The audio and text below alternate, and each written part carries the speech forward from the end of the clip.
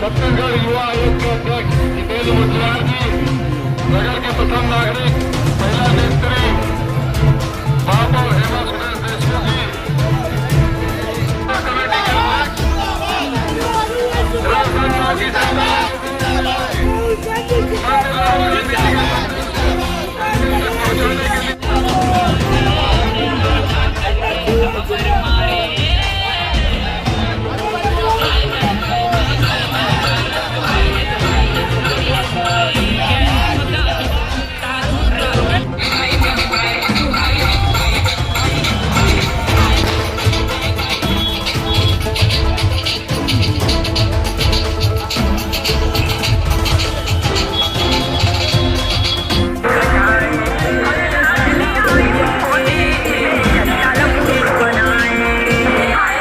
राजनांदगांव में समापन हो रहा है। हम लोग हर जिला मुख्यालय में जो 2 महीने तक पदयात्राएं चली है उसका समापन करने आए हैं। इन 2 महीने में माननीय राहुल गांधी जी का जो संदेश है, देश में एकता, देश में भाईचारा, देश में सामाजिक सौहार्द कैसे बनी रहे, उन्हीं मुद्दों को लेकर, और छत्तीसगढ़ में हमारी सरकार है, हमारी सरकार माननीय मुख्यमंत्री भूपेश बघेल जी की सरकार की उपलब्धियों, नीतियों को जन जन तक कैसे पहुंचाना है, इस पदयात्रा का मुख्य उद्देश्य था। आज हम लोग आए हैं और इस पदयात्रा में शामिल होंगे और आज समापन भी होगा। डॉक्टर रमन सिंह ने मुख्यमंत्री को घोषणावीर कहा है, क्या कहेंगे? 15 साल भारतीय जनता पार्टी की सरकार रही और डॉक्टर रमन सिंह जी मुख्यमंत्री रहे।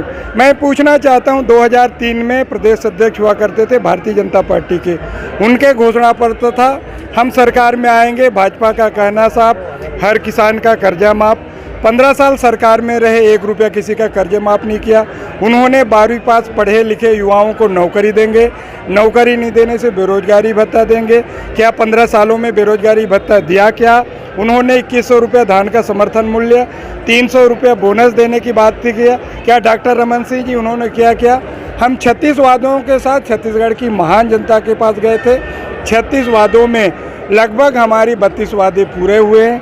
2023 में फिर से छत्तीसगढ़ की महान जनता कांग्रेस के चुनेगी। हमारी सरकार जो कहती है वो वादा पूरा करती है। चुनावी नहीं, देखिए, लगभग हम 36 वादों में हमने 32 किया है। 2-3 वादे बचे हैं, जिसमें एक जो शराबबंदी की बात थी उसमें भी हमारी कमेटी अलग अलग राज्यों का वहाँ से अध्ययन करके आई है। उसमें भी आगे मुझे लगता है सरकार कुछ ना कुछ डिसीजन लेगा। यात्रा के बाद क्या लगता है, कांग्रेस की सीटें और बढ़ेंगी कि मेंटेन करेंगे?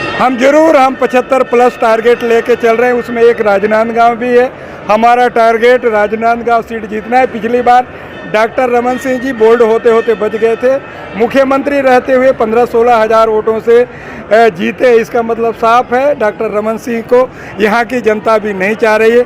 हमें उम्मीद है 2023 के चुनाव में हम राजनांदगांव विधानसभा भी जीतेंगे और लोकसभा भी जीतेंगे। Thank you. संपन्न हुई दूसरा पार्ट हाथ से हाथ जोड़ो यात्रा का जो ये संदेश है, जो हाथ जिसका उद्देश्य जो है, जो हमारे बीच में महंगाई बढ़ रही है, जो हमारे बीच में आपसी लोगों को लड़ाया जा रहा है, जो हमारे बीच में जीएसटी और के कारण लोगों का घर का चूल्हा जल पाना मुश्किल है, उन सभी के कारण हम सब के लोकप्रिय नेता सम्मानित श्री राहुल गांधी जी के निर्देशानुसार हम सब यहाँ पर हाथ से हाथ जोड़ो प्रदेश यात्रा पूरी जो निकली है, उसके तहत शहर कांग्रेस कमेटी राजनांदगांव द्वारा भी यह यात्रा का कार्यक्रम किया गया, जिसमें आज समापन प्रदेश अध्यक्ष की सम्मानीय मोहन मरकाम जी के मुख्य अतिथ्य में हो रहा है।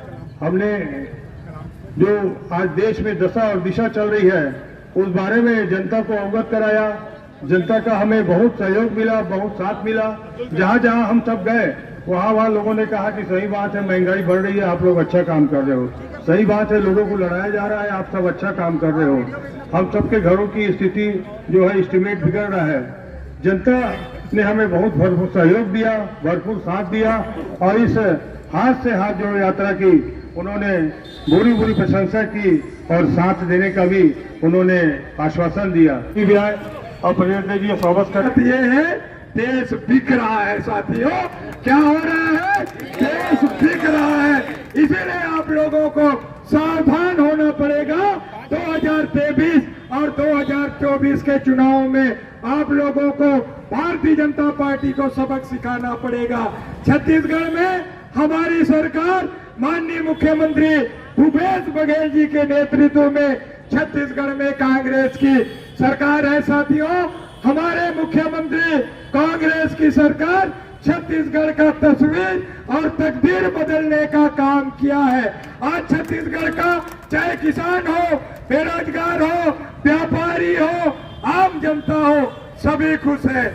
इसलिए खुश है हमारी सरकार की नीतियां आम जनता के जेब में पैसा डालने का काम किया है।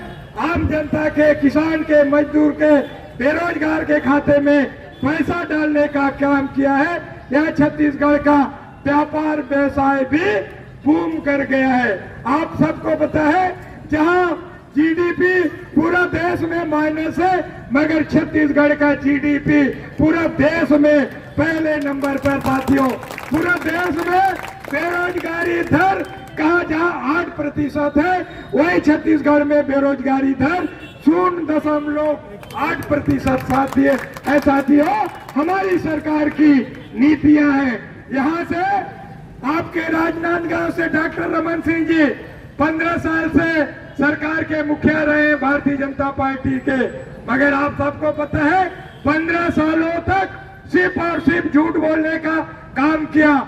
2003 में भारतीय जनता पार्टी का कहना साफ, हर किसान का कर्जा माफ। इन्होंने कहा था बेरोजगारी भत्ता देंगे, 12वीं पास पढ़े लिखे लोगों को नौकरी देंगे, 5 हाथ कृषि पंप का माफ करेंगे, 2100 रुपये धान का समर्थन मूल्य देंगे, मगर डॉक्टर रमन सिंह जी ने कुछ नहीं किया। इसलिए 15 साल राज करने के बाद 15 सीटों में सिमट गया।